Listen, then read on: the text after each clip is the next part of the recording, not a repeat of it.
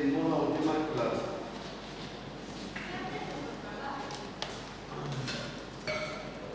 Ahora vamos, consideré, dice que el programa dice trastorno de estado de ánimo y trastorno de ansiedad. Yo estoy considerando hacer así en ese orden, ¿sí? Porque me parece importante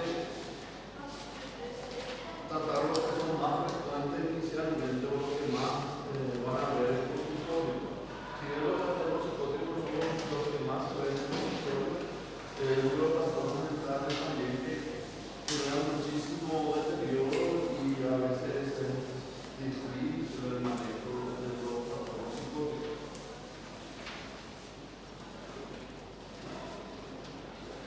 Habíamos visto, creo, en la primera clase que de los trastornos más frecuentes. ¿Sí?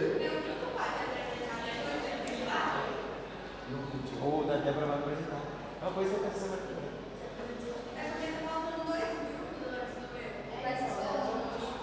É que ele falou que vai ser só um hoje, porque ele precisa dar aula. Daí não tem problema de vocês ficarem semana que vem. Ah, ya. Já é trabalho. Entonces, bueno, la situación es esta, ¿verdad? Habíamos estado hablando de que los trastornos más frecuentes son los trastornos del estado de ánimo, especialmente la depresión, y también teníamos los trastornos de ansiedad. Hoy vamos a desarrollar los trastornos de ansiedad. En el trastorno, ¿qué poco estamos hablando? ¿Qué pasó?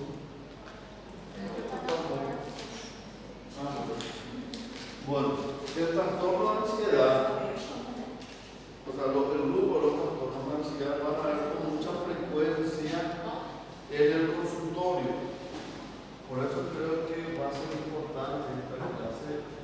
Hay veces, o muchas veces, van a ver en la urgencia alguna de las manifestaciones de los trastornos de ansiedad. Hay que saber cómo manejar y también hay que tener en cuenta que genera a veces consultas repetitivas en lo que siempre la persona realmente siente un malestar importante y busca ayuda inmediata. Hay que saber orientarle para que la persona acuda o inicie un tratamiento adecuado o acuda al personal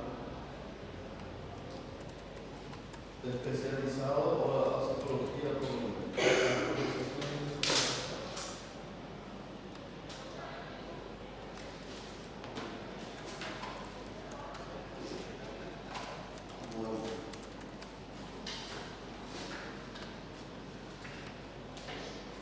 habíamos visto que, por ejemplo, la tristeza es una experiencia humana que en algún momento lo vamos a vivenciar, ¿verdad?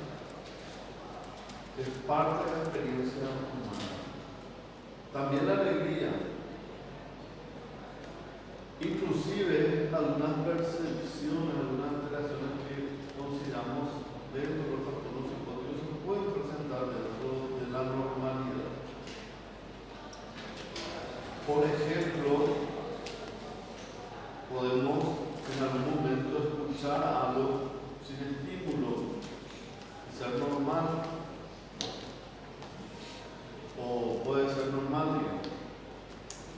Por ejemplo, alguna vez algunos de nosotros hemos tenido la experiencia de escuchar una voz cuando nos estamos quedando dormidos o cuando nos estamos despertando. Por ejemplo, escuchar un ruido, escuchar que alguien nos llama o alguna situación así, en esa transición entre el sueño y la vigilia o viceversa. Esas son experiencias normales, ¿sí? Se las denomina como un tipo específico de alucinaciones, ¿verdad? Las alucinaciones hipnagógicas hipnocómplice, que vamos a ver cuando se hable en psicopatología de la sensopercepción. Cuando hablamos de depresión, tenemos que hacer justamente la diferenciación entre la tristeza normal, la tristeza reactiva, la tristeza o desánimo que se presenta ante situaciones adversas en nuestra vida. Dentro de ellos vimos algunos de mayor intensidad, como por ejemplo el duelo, que es un conglomerado de, vamos a decir, síntomas que presenta una persona ante una pérdida importante y que se considera que no es un trastorno, que es una reacción normal a una situación de pérdida importante en la vida. Y vimos cómo tendríamos que ir tratando de diferenciar de un episodio depresivo mayor, porque también vemos que factores estresores importantes en la vida pueden gatillar un episodio depresivo mayor. No siempre vamos a encontrar ese tipo de factores como desencadenantes. A veces no se encuentra ningún gatillante en esa situación. Entonces siempre tenemos que diferenciar lo que es normal, lo que, entre comillas, lo que es algo esperable, de lo que es algo que hay que intervenir o tratar. Hace poco consultó una paciente porque estaba en un estado crítico, un familiar, ¿sí? Inclusive en algún momento de la internación en la terapia de un centro hospitalario, le dijeron que tenía muy pocas probabilidades, prácticamente que estaba destinada a morir la persona. Porque por lo menos hasta el momento no ocurre. Pero ¿qué pasa? Esa situación genera muchísimo estrés, muchísima angustia, ¿sí? Por la incertidumbre de lo que va a ocurrir. Eso es una situación entendible. Cualquiera de nosotros en una situación similar podríamos reaccionar de la misma manera. No dormir bien, pensar constantemente en la situación, estar angustiado por lo que va a pasar al momento siguiente, pensar en que algo puede salir mal, estar angustiado, ¿verdad? Es algo normal, pero hay un factor gatillante y la reacción es adecuada en intensidad a la situación. Entonces, en ese caso, probablemente si hacemos alguna intervención, tendría que ser una intervención más bien lo menos, ¿cómo se dice? Lo más inocuo posible, lo menos hacer entender a la persona de que la reacción que está teniendo en esa situación es algo esperable, de que no constituye un trastorno y que por eso no necesita una medicación específica para el manejo de esa situación. Porque no todo malestar emocional, no toda emoción que consideramos desagradable es una emoción mala. En realidad no hay emociones malas ni emociones buenas, ¿sí? Sino son emociones nada más. Muchas veces en el consultorio les hablo del dolor físico, que es una experiencia que también forma parte de la vivencia del ser humano, el dolor físico. Alguna vez nos tropezamos, nos caímos, nos raspamos la rodilla o tuvimos algún golpe inclusive más intenso, fractura o lesiones más importantes en el accidente. Y el dolor se experimenta como algo desagradable, se experimenta como algo que queremos que termine lo más rápido posible, ¿verdad? Al menos el dolor intenso no es algo inclusive fácil de tolerar, pero es una sensación normal, entre comillas, es decir, una respuesta fisiológica o una lesión y nos está comunicando. Muchas veces cuando les trato de explicar sobre el significado de las emociones a los pacientes, les pregunto si les parecería mejor, ya que es tan desagradable el dolor, de que el dolor no existe, de que sería mejor que los seres humanos no sintieran dolor, ¿verdad? Porque no directamente actuamos de alguna manera sobre todos los seres humanos y que no sientan dolor, de que se quemamos los centros neurológicos del dolor y que nadie sienta dolor. Imagínense una persona que no tenga la capacidad de sentir dolor. Les hago imaginar eso a los pacientes y les pregunto, ¿su vida sería mejor o sería peor al no experimentar esa emoción desagradable? ¿Y ustedes qué piensan? ¿Sería mejor no sentir dolor en absoluto? ¿O el dolor, por más desagradable que sea, es algo necesario?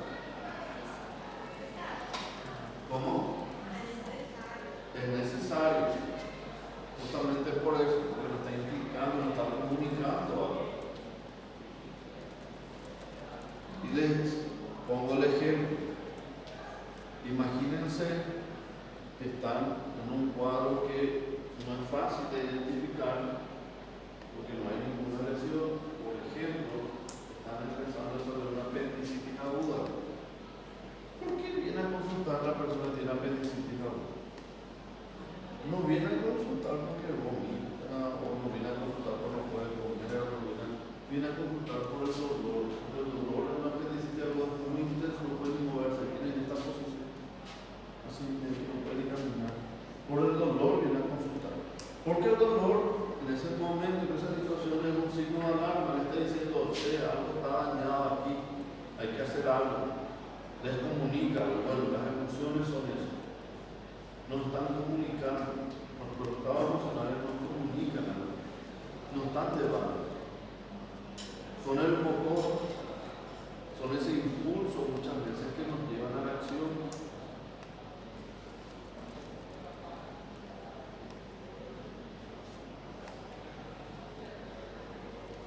Las emociones tienen una utilidad. La finalidad de la emoción es adaptarnos a nuestro ambiente externo o a nuestro ambiente interno. La alegría es placentera, nos hace sentir livianos, libres, nos da ganas de compartir, ¿sí? Como que nos sentimos con energía. Afectan nuestra forma de pensar, somos más positivos, somos más alegres, somos más entusiastas, vemos el mundo de una manera positiva, como que todo nos va a salir bien. Cuando recordamos, tendemos a recordar fácilmente las cosas alegres de nuestra vida. Escuchamos música más alegre, más movida, o cierto tipo de letras que nos estimulan más esa felicidad. Salimos a bailar, queremos salir a compartir con amigos, compartir una cervecita, un asado, ¿verdad?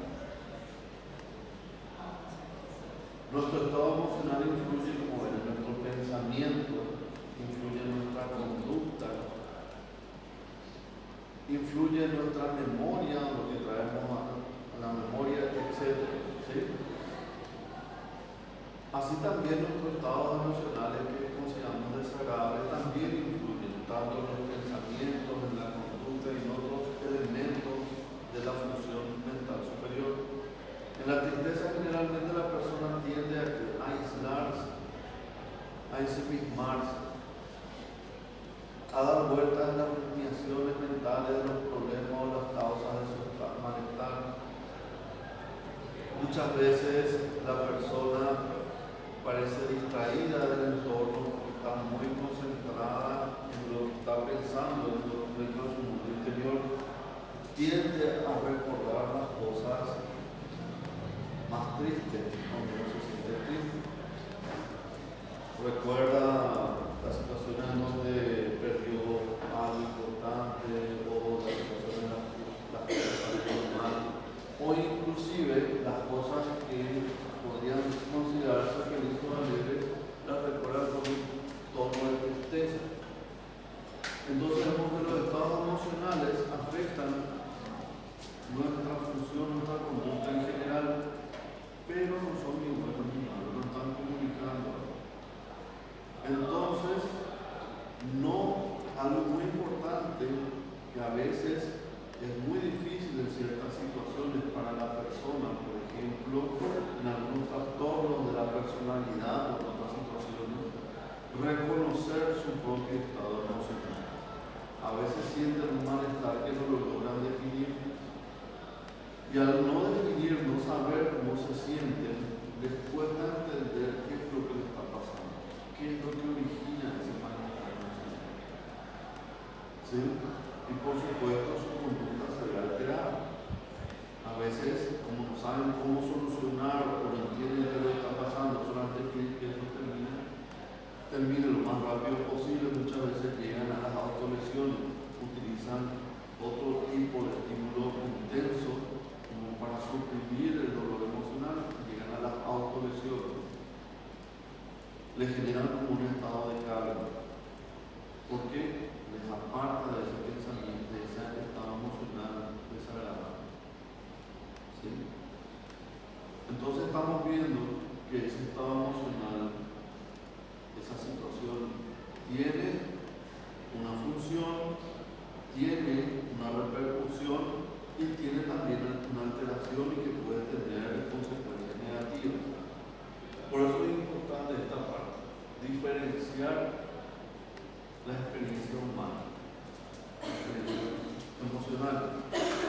Inclusive hay algunos enfoques de psicoterapia que están relacionados, por ejemplo, como la dialéctica conductual, que justamente está enfocado a aquellas personas que tienen una disregulación emocional. Una de las primeras cosas que se le enseña, una de las primeras habilidades que se le enseña justamente es a aprender a definir su emoción. ¿Sí? Bueno, ahora vamos a ver algunos elementos. El miedo y la ansiedad normal. ¿Sí? Esta vez cambió un poco mi diapositiva, pues vamos a ver siempre.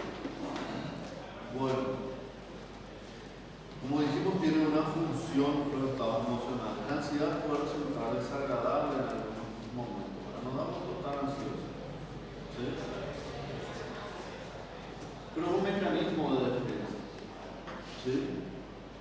Nos advierte de alguna situación próxima, a veces no tan próxima, pero está ahí. La ansiedad funcional, por ejemplo, que dice, como yo les digo a mis pacientes algunas veces en clases, la ansiedad es tan necesaria, y les doy un ejemplo. Si no tuvieran algún nivel de ansiedad o de temor, harían cosas muy peligrosas, arriesgando su vida o su integridad, sin problema. ¿Sí? Nos dice cautela, con cuidado cuando hay una amenaza. ¿Sí?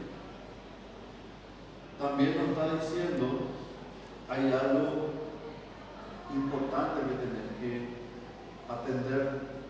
Imagínense, por ejemplo, hay un examen.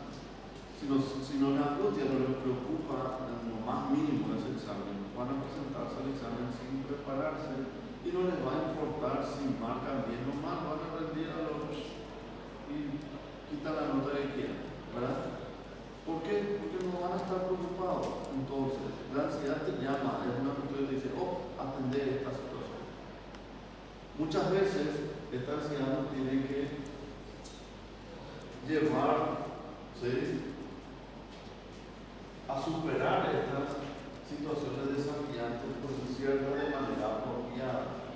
Esa es la función de la ansiedad. Alertarte sobre situaciones determinadas y prepararte o que te prepares para afrontar esa situación. ¿Sí? tiene respuestas que son inmediatas. Muchas veces, al explicar a los pacientes, empiezan a entender porque ellos dicen, no, es mi corazón que está fallando, por eso me duele aquí. Y a mí no me hacen caso en la urgencia. Dicen que todo está bien, pero yo sé, porque yo siento el dolor, siento que me falta el aire, no puede ser. Entonces, cuando uno le explica las reacciones fisiológicas, los cambios, porque los resultados funcionales afectan mucho, uno le explica cómo nuestro cerebro está preparado para reaccionar ante situaciones de alarma o situaciones de riesgo. Pero que para nuestro cerebro las situaciones de riesgo no es simplemente exclusivamente, por ejemplo, que venga un tipo de apunte con un arma, donde están viendo tu vida. Nuestro cerebro se puede sentir en riesgo ante distintas situaciones. Por ejemplo, ante la humillación. Las personas tienen un miedo terrible a ser humillados frente a otras personas, a veces desarrollan o les impide hacer cosas que quisieran hacer y desarrollan un trastorno específico, ¿verdad? Y otro elemento. La respuesta fisiológica tiene que ver con la activación que implica la defensa, la huida o la lucha. ¿Sí? Es algo muy básico. Nuestro cerebro interpreta una amenaza, hay una zona de nuestro cerebro que regula la respuesta y desencadena una respuesta neurohumoral, se secreta noradrenalina, adrenalina, cortisol y se activa nuestro sistema de defensa. Aumenta la frecuencia cardíaca, aumenta ligeramente la presión arterial, aumenta la fuerza de contracción del corazón, hay vasoconstricción en ciertas áreas de nuestro cuerpo que producen palidez a veces en la persona, porque se redirige la circulación hacia las zonas donde que vamos a utilizar en situaciones de alerta, el cerebro y los músculos. Los músculos, el sistema nervioso simpático se activa y los músculos se quedan más excitables, porque necesitamos una respuesta rápida para la huida o para la lucha. Entonces, ¿qué pasa? La persona, además de sentir las palpitaciones, el golpeteo, la fuerza de su latido, de sentirse con la piel fría, aparte de sentirse eso, empieza a temblar. ¿Por qué? Porque la excitabilidad muscular está aumentada. Ese músculo está ahí, es preparadísimo para generar un estímulo y responder con la mayor rapidez y fuerza. También se originan cambios. Ustedes saben que el sistema nervioso autónomo regula muchas cuestiones, ¿sí? El tránsito intestinal también a veces puede, o urinario, a veces puede tener la persona unas ganas imperiosas de mencionar o ganas urgentes de ir al baño. Hay un término que solemos usar acá en Paraguay que es el CAPLEX. El doctor debe conocer lo que es el término CAPLEX. ¿Alguna vez escuchaste eso? El CAPLEX, nunca escuchaste eso, es un término muy viejo. Le dicen cagazo pre-examen, porque te dejan ir al baño de tanto nervioso, de tanto el examen final o algo así difícil, ¿sí? Especialmente cuando son exámenes orales, ¿verdad? ¿Por qué? Porque la adrenalina, esa descarga de ansiedad, hace que te quieras ir al baño. La persona suda, ¿sí? Y otras reacciones, ¿verdad? Que tienen que ver con la subjetividad emocional, ¿verdad? La forma en la que piensa, el estado de atención, la capacidad de registrar cosas, etc. Todo eso, bueno, o sea que hay respuestas fisiológicas. ¿Y cuál es la finalidad de la ansiedad normal? La finalidad de la ansiedad normal es permitir una adaptación o tener una respuesta a una situación que es exigente o potencialmente peligrosa. ¿Sí? Entonces, si hay un peligro inminente, por ejemplo, se van caminando ahí por la costanera, de ahí de la zona de la reserva o lo que sea, les sale un jaguarete enorme. Y dicen, no, un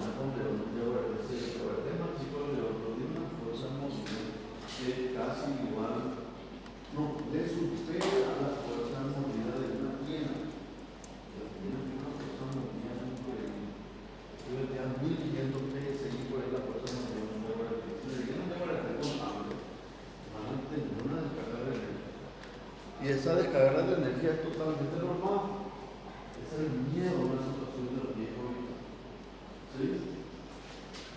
También puede ocurrir que les toca venir a rendir examen de psiquiatría, vienen todos preparados, se sientan así y cuando le echan a hacer oral. Y ahí le empieza a hablar, porque primero les cuesta hablar en público, otro les cuesta el idioma y otro se preparó para un examen escrito. Y va a tener una respuesta normal, ¿sí? No va a ser algo patológico. Pero como les dije, eso les ayuda a reaccionar a las situaciones. Esto debería ser una cuestión que les dice, bueno, esto es algo que tenés que darle atención y tenés que hacer algo para prepararte para esta situación. Bueno, el miedo y la ansiedad patológica. ¿Cuándo es patológico? Pasa algo similar como con la tristeza. Es patológico cuando es desproporcionado, ya sea por el tiempo que dura, por la intensidad o por el desencadenante. ¿Sí? A veces uno reacciona de forma desproporcionada a algo que no es una amenaza o una amenaza de una gran magnitud, pero el cuerpo reacciona como si fuera una amenaza importante. ¿Sí? Es incontrolable. La persona no logra contener esa ansiedad. Es algo que le domina en ese momento. Si le ven a una persona en un estado de pánico, creo que alguna vez habrán visto a una persona en un estado de pánico, si hicieron prácticas o una cuestión de urgencia, casi todos los días le llegan el pánico a los críticos. Solamente es algo que es muy frecuente. La persona en ese momento siente que se va a morir. ¿Sí? No puede controlarse. Empieza a sentir los síntomas de ansiedad y eso llega hasta el pico máximo y le cuesta muchísimo lograr controlar esa ansiedad. Tiene miedo a perder el control, a veces sale corriendo de la situación, grita o inclusive puede llegar a la agitación psicomotriz porque no logra controlar ese estado emocional. ¿Sí? Es irracional y genera conductas de evitación. La persona que evita nuevamente exponerse a una situación similar. También presenta síntomas físicos, ¿sí?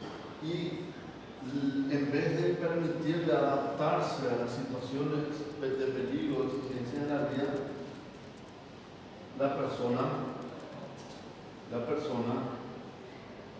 al evitar la situación o al tener estas conductas anticipatorias intensas ante esas situaciones, llega a dejar de funcionar adecuadamente, tiene una importante alteración del funcionamiento. ¿Cómo ves?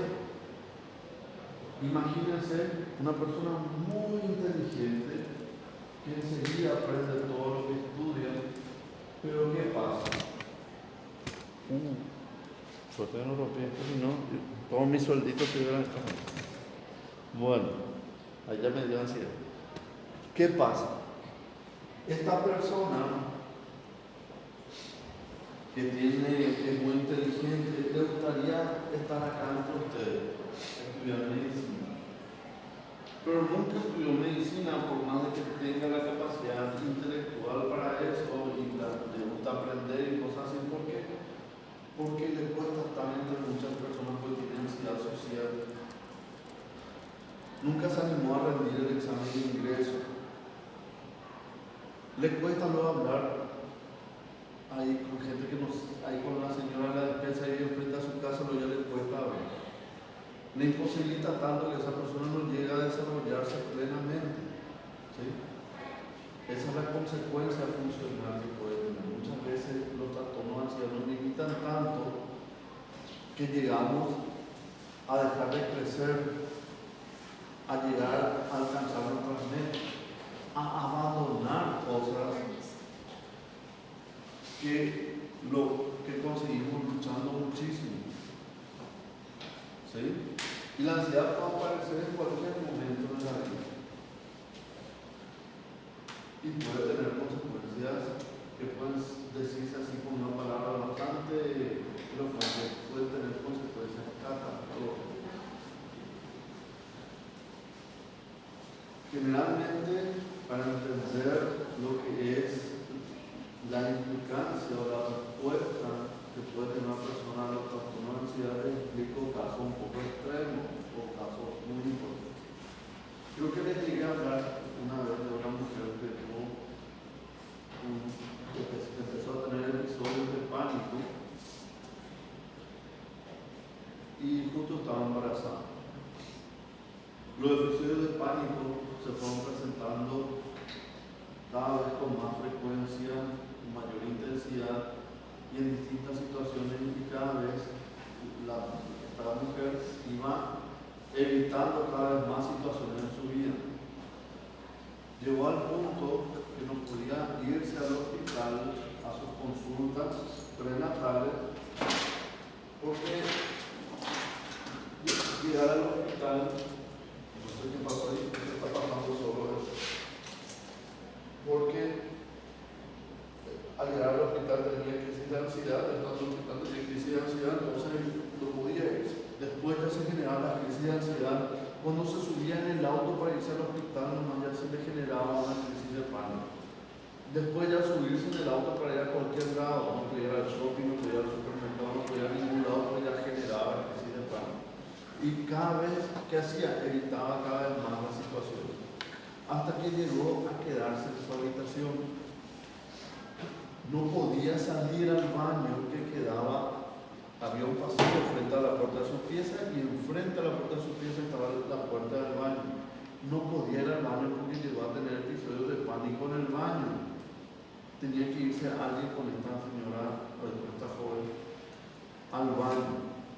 Su esposo o su madre, alguien tenía que ir para que ella se bañe, para que se vaya de acuerdo, porque sea porque le daba crisis de pánico, no podía estar sola. Y llegó a un punto que al final ni siquiera podía irse con alguien, se quedó encerrada en su pieza.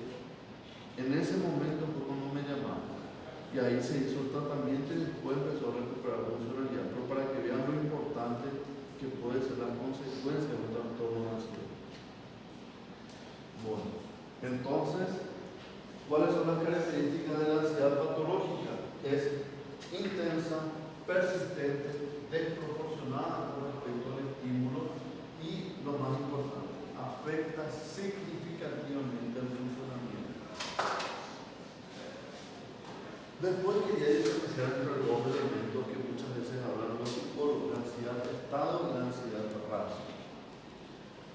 La ansiedad de estado es una respuesta emocional temporal y es desencadenada por situaciones o amenazas específicas. ¿Sí? En cambio, la ansiedad de rasgo es una característica más estable de la personalidad. Hay personas que son ansiosas como un rasgo predominante de su conducta, de su forma de pensar, de su forma de relacionarse. Y ahí tenemos ciertos grupos de personalidad. Vamos a hablar de los trastornos de personalidad, tenemos el trastorno de personalidad A, B y C, y dentro del grupo C está el trastorno de ansiedad ansioso evitativo, ¿verdad? Y esa es una forma habitual que la persona tiende a responder a los estímulos en su vida, desde generalmente la adolescencia o la edad temprana. La ansiedad de estado es una situación específica de la vida, un tiempo específico. Por ejemplo, hace un año, 2 años, un mes, 2 meses, un día, una hora, un minuto, ¿sí? En cambio, la ansiedad de rasgo es una forma habitual de ser de la persona, una forma habitual de respuesta del comportamiento de la persona. Y esto ayuda mucho para diferenciar distintos identidades de diagnóstico. Hay test o medios, mecanismos para diferenciar la ansiedad de rasgo de la ansiedad de estado. Es un trastorno de personalidad ansioso o es un trastorno de personalidad. Esto les voy a pasar, ¿sí? Yo siempre le paso a mis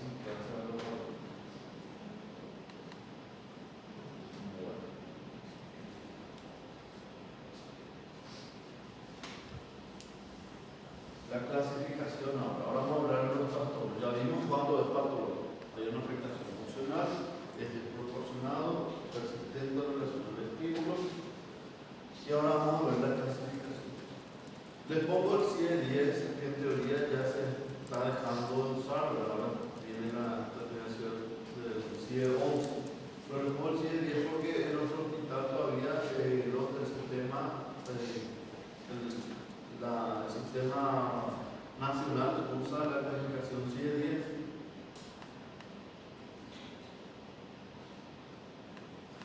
Bueno, y hay algunas diferencias. El CIE 10 incluye generalmente una clasificación, creo que va del F40 al F42, creo que va. Pueden mirar un poco. Porque incluye también el trastorno obsesivo compulsivo y las reacciones de estrés dentro de los trastornos de ansiedad. Eso lo diferencia del DSM-5, que son prácticamente contemporáneos, ¿sí? En el DSM-5 ya separa en un grupo de trastornos de ansiedad y en otro grupo los trastornos relacionados con el estrés y en otro grupo de trastornos obsesivo compulsivo y trastornos relacionados. ¿Sí? Algo que ya vuelve a adquirirse o algo que se asume también dentro del CIE 11. No vamos a ver cada uno de los elementos, de las designaciones clasificatorias, pero ustedes van a poder buscar eso. Hay manuales gratuitos del CIE 10 y CIE 11. ¿Sí? Esto es importante porque ¿por qué van cambiando las clasificaciones? Justamente les puse esto para que ustedes entiendan. Las clasificaciones se van adaptando. Aquí se van adaptando a los nuevos avances. ¿Sí? Si bien en estas situaciones se habla de alteraciones quizás algo similares en la neurotransmisión o en alteraciones en los núcleos cerebrales o otras situaciones, hay un pronóstico diferente y también hay otras intervenciones que son diferentes.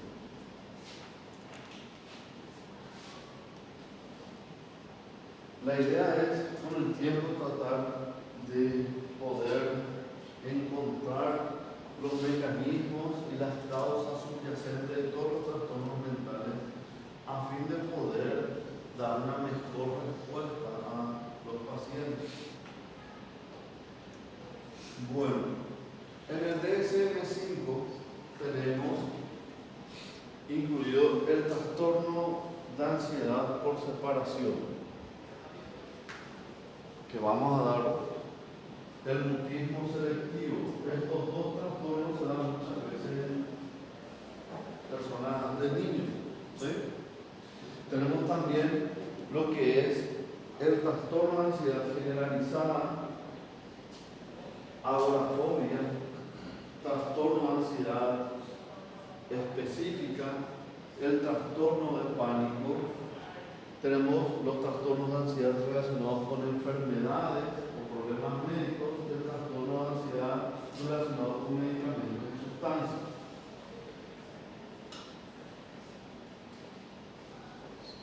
Recuerden eso, que se separó el doble trastorno de estrés postraumático. El CIE 10 tiene una clasificación similar. ¿Está? Ahí está, de F40 a F41. Bueno. Incluye, el F43. Hay uno, F42 que incluye los trastornos de estrés. Por ejemplo, el F42.3 es un trastorno de estrés postraumático. Bueno. Aquí vemos, por ejemplo, cómo va agrupando. F40 incluye los trastornos de ansiedad fóbica, agorafobia, fobia social y fobias específicas. ¿Sí? El F41 incluye otros tipos de trastornos como pánico, ansiedad generalizada, mixtos de ansiedad y depresión. El F41.2 es un trastorno mixto de ansiedad y depresión, que para el DSM-5 trastorno depresivo con características ansiosas. O sea, característica ansiosa es una, ¿cómo se dice eso? Es un especificador dentro de la depresión. Y los trastornos relacionados con el estrés. Ahí está el trastorno de adaptación, el trastorno de estrés postraumático, el trastorno de estrés agudo y otros elementos que se clasifican de esa manera en el DSM-5.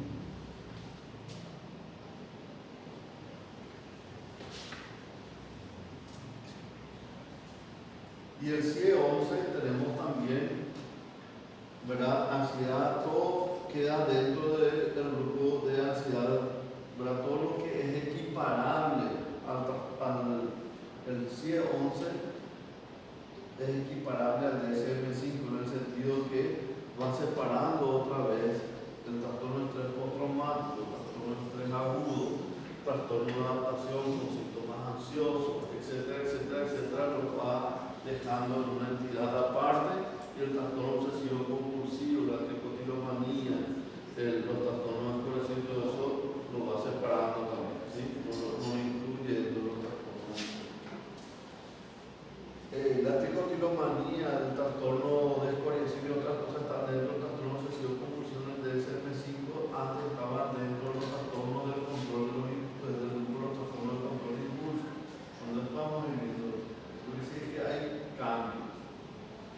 Les voy a dejar todo esto para que ustedes vean, no vamos a perder mucho tiempo en la clasificación. ¿Qué hora es? Falta un poquito para.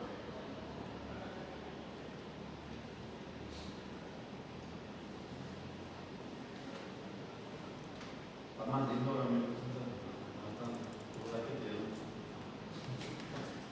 Bueno, el trastorno de ansiedad de separación.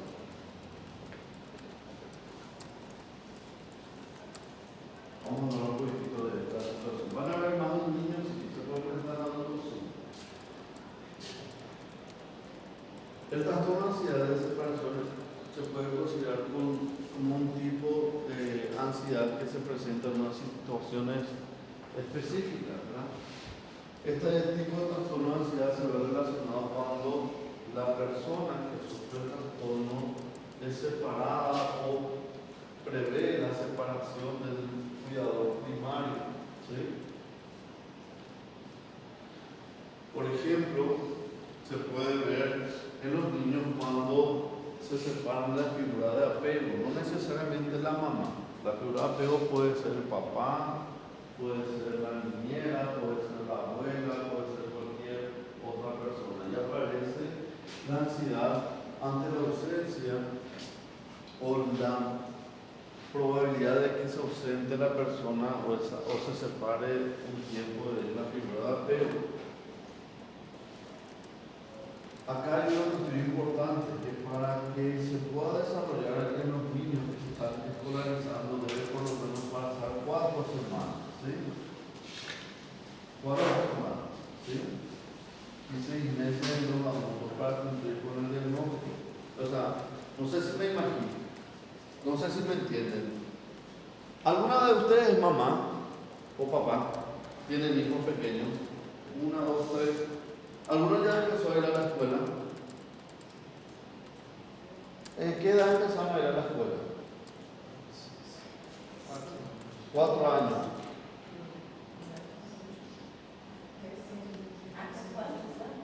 Sí. 5 años. 5. ¿Verdad? Bueno.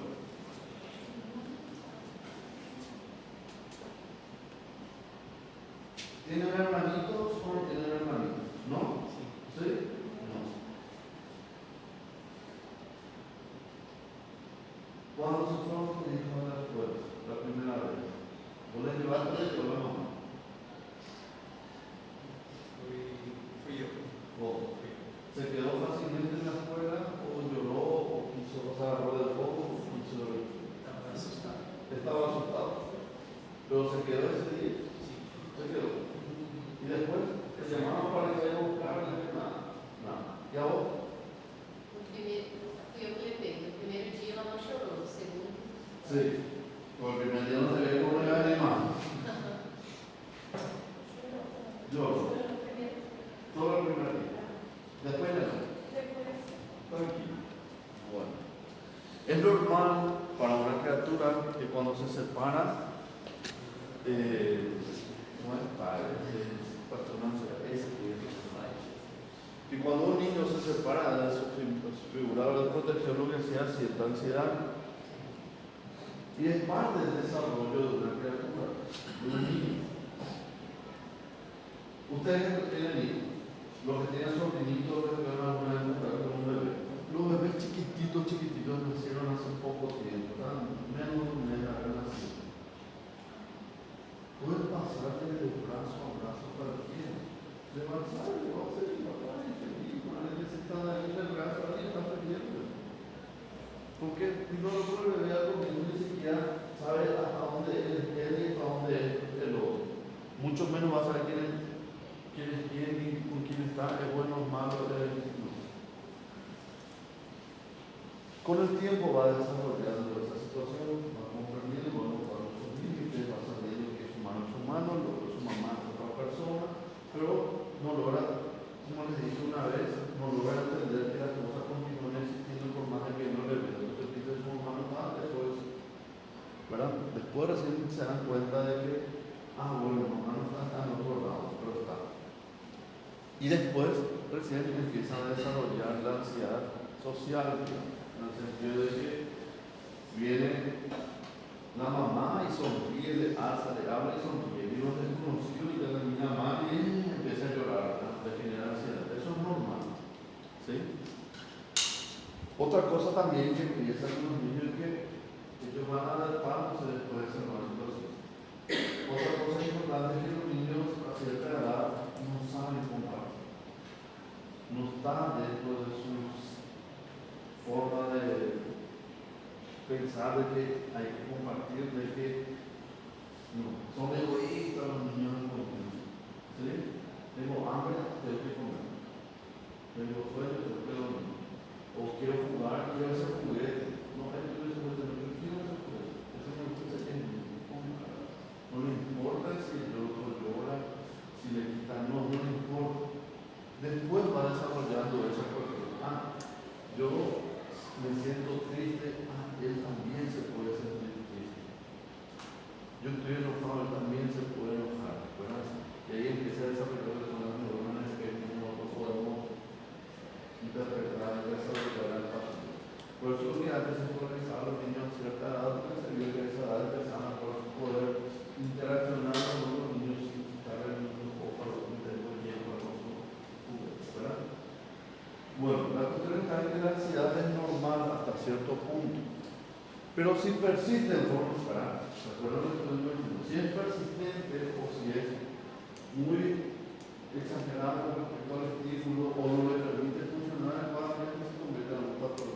Bueno, hay niños que les cuesta un día, 2 días, una semana, 2 semanas adaptarse a ese cambio importante en su vida. Está ahí mamá, papá, abuelita, su hermanito, lo que sea, se va a mostrar totalmente el nombre de otro niño, donde hay una señora que no reconoce, que va a cuidar, que a veces inclusive, si son muy pequeños, a veces inclusive le acompaña al baño, pero los mandan a ver, le cambian el pañal y otras cosas, ¿sí? Bueno, entonces, ¿qué pasa? Para ese niño es un cambio muy importante. Es como, no sé, ustedes en Argentina, si se van ahora mismo, hablan chino y le dejan en una ciudad de China y no entienden un pepino y tienen que manejarse solo. Están desesperados que no han ido a dormir. ¿Entienden? Bueno, pero después se tienen que adaptar. Cuando eso persiste, por ejemplo, no salta a la escuela, o por ejemplo, la criatura no puede hacer ninguna actividad en una edad, claro que la criatura ya debería poder separarse o poder estar sin interactuar todo el tiempo con esa figura, pero si se tiene estos síntomas ya se genera un problema y hay que intervenir. Por eso tienen que ver los criterios del grupo, ¿sí? De cómo mismo. Bueno, aquí vemos que son todos datos futuros, ¿verdad? Traté de tener un poquito de lo que se puede obtener de nuestras regiones, ¿verdad? 5 al 8% de los niños de todo el mundo pueden tener, es bastante alto, ¿verdad? Y esto disminuye durante la adolescencia y puede llegar a presentarse en un 6% de los adultos la ansiedad de separación. Son similares en América Latina y en Brasil, y acá tenemos, no tenemos estudios sobre esto. Generalmente inician entre los 7 y 9 años, ¿sí? Y si no le tratamos, hay un riesgo de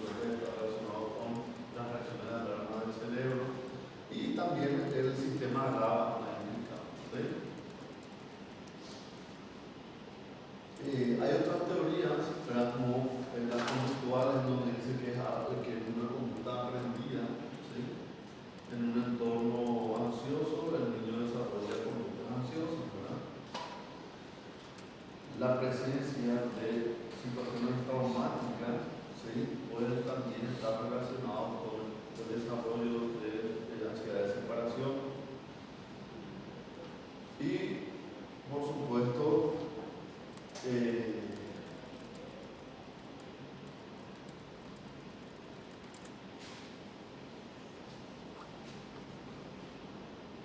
vamos a ver, imagínense, yo me imagino casos, porque yo no veo niños, pero yo trato así de, cuando estudio algo, trato de imaginarme una situación hipotética que me ayude a entender. Imagínense, por ejemplo, una situación traumática importante para un niño.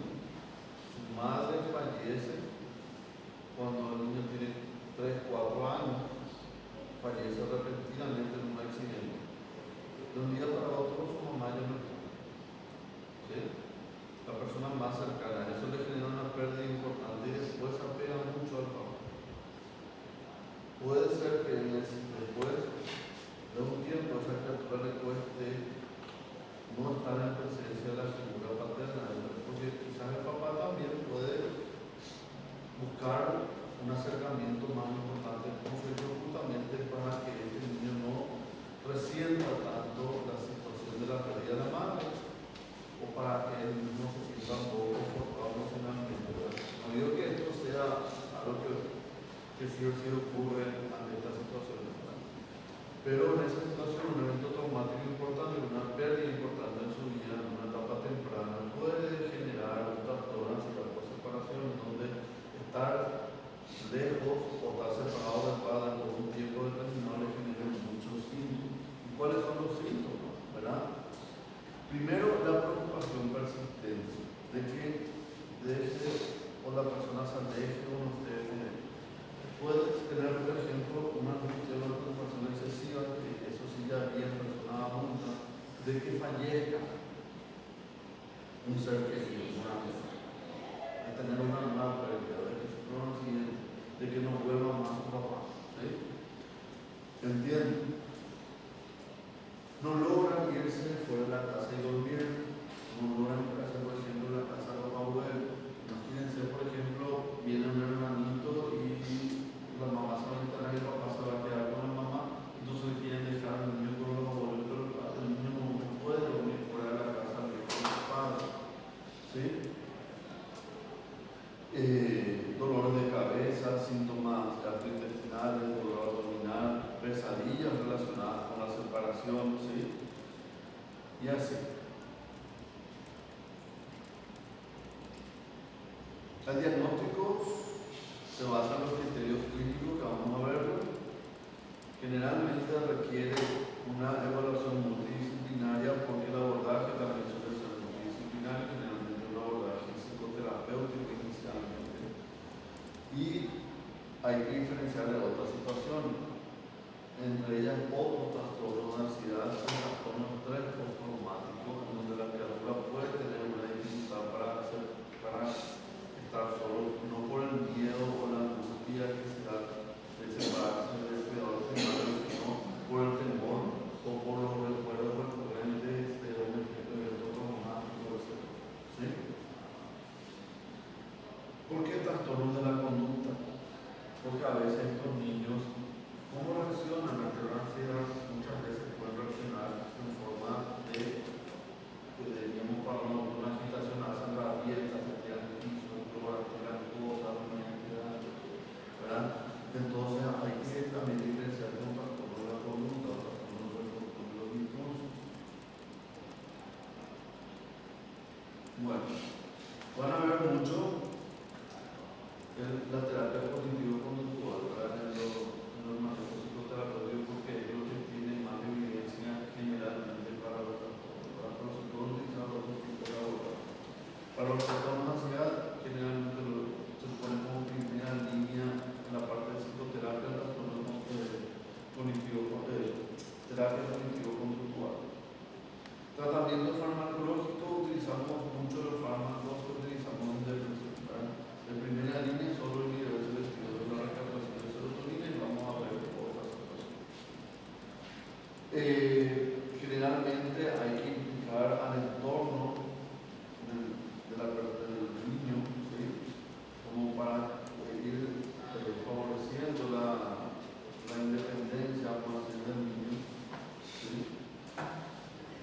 Y por supuesto, si se identifican algunas situaciones que pueden estar relacionadas como eventos de traumáticos previos o algunas situaciones, ¿verdad? Hay que intervenir. Bueno, generalmente la respuesta es favorable, responde generalmente a la psicoterapia. Solamente utilizamos fármacos cuando la psicoterapia no es adecuada.